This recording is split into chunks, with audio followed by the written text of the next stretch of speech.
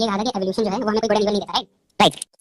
Are we the product of evolution or not? Product है कि नहीं है? हम उसका बाय प्रोडक्ट है, but process is not equal to result. कैसे अच्छा आपने नेचर और हमारे बीच में एक साथ बताइए। ओके, सो इस वीडियो के अंदर बहुत सारी प्रॉब्लम्स हैं। पहली बात, आपका जो सवाल है कि क्या मोरालिटी एवोल्यूशन से आती है, ये दो फील्ड्स ऑफ फिलॉसफी को मिक्स कर देता है, मॉरल ओंटोलॉजी और मॉरल एपिस्टेमोलॉजी। अगर आपका सवाल ये होता कि क्या एवोल्यूशन से मोरालिटी ओरिजिनेट होती है थ्रू एवोल्यूशनरी प्रोसेसेस, तो वो क्वेश्चन होता है मॉरल ओंटोलॉजी का, जो कि ना मेरा पॉइंट था ना आपका, ओके, ना ही रिचर्ड डॉकिंस का, ओके।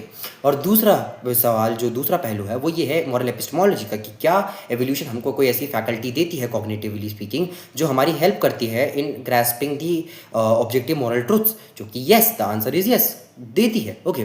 दूसरी बात, evolution as a process is completely different to us humans as a by product of evolution. A process is not equal to the product. So obvious सी बात है, एवोल्यूशन एक mechanistic process हो सकती है और हम ह्यूमंस या फिर बाकी एनिमल्स एक मॉरल एजेंसी होल्ड करने वाले बींग्स हो सकते हैं, बाय प्रोडक्ट्स हो सकते हैं। That's not that hard. आप लोग एज एथियस्ट सब्जेक्ट में मोरालिटी तो प्रोवाइड नहीं कर सकते। मैं तो खुद मानता हूं एक चीज मॉरल रियलिज्म भी होती है। मॉरल रियलिज्म भी बिना गॉड की बात करे कहती मॉरलिटी एग्जिस्ट करती है। मैं ये कह रहा हूं, सुनिए, वर्ल्ड व्यू को एग्जिस्ट करना और उनमें ट्रू होना अलग बात है। मैं ये कह रहा हूं कि वो वर्ल्ड व्यू एग्जिस्ट करते हैं पर वो सच्चे नहीं है। आप जब आपने अपनी वीडियो के अंदर ये कहा था कि एथिज्म कोई भी ऑब्जेक्टिव मोरालिटी की ग्राउंडिंग नहीं दे सकता, और जब मैंने आपसे डिबेट में यही बात, आपका पॉइंट आगे रखा और आपको एग्जांपल्स दिए जैसे moral functionalism and etcetera etcetera, आपने अपना स्टैंस ही बदल लिया। आपने कह दिया नहीं नहीं नहीं, एग्जिस्ट कर सकते हैं, जो कि आपने वीडियो में कहीं नहीं कहा था, बट वो ट्रू हो उसकी कोई नेसेसिटी नहीं है, जो कि आपने डिफेंड भी नहीं किया, क्योंकि अब वो आपका क्लेम बनता है या एक आपके ऊपर बर्डन बनता है to prove why moral functionalism और any other idea spoke of is completely false morally speaking. You are not sure कि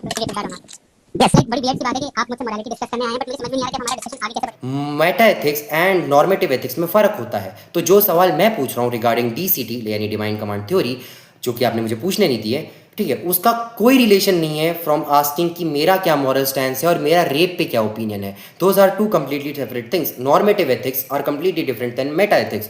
तो इन बातों को भी आपको ध्यान में रखना चाहिए।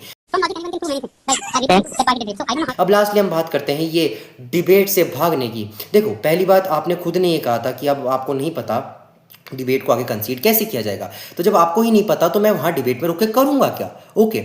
दूसरी बात, अगर ये डिबेट से भागना होता है तो एटलीस्ट मैं आके भागा तो सही। मैं आपको इतने टाइम से अपने एक न्यूट्रल प्लेटफॉर्म पे बुलाने की कोशिश कर रहा हूँ, जिसमें मैंने कहा था आओ एक एकेडमिक डिबेट रखते हैं, जिसमें 10 मिनट का ओपनिंग सीक्वेंस, रिबटल सब होगा। आपने वहाँ पे आए ही नहीं। आपने कह दिया मुझे तो रीच चाहिए, मुझे तो फेम चाहिए, मुझे तो आना ही नहीं है 3 सब्सक्राइबर वाले चैनल पे। तो इससे ये प्रूव होता है कि आप कभी कोई गुड फिट डिस्कशन करना ही नहीं चाहते थे, आपको बस इंटेलेक्चुअल चेस्ट थंपिंग करनी थी।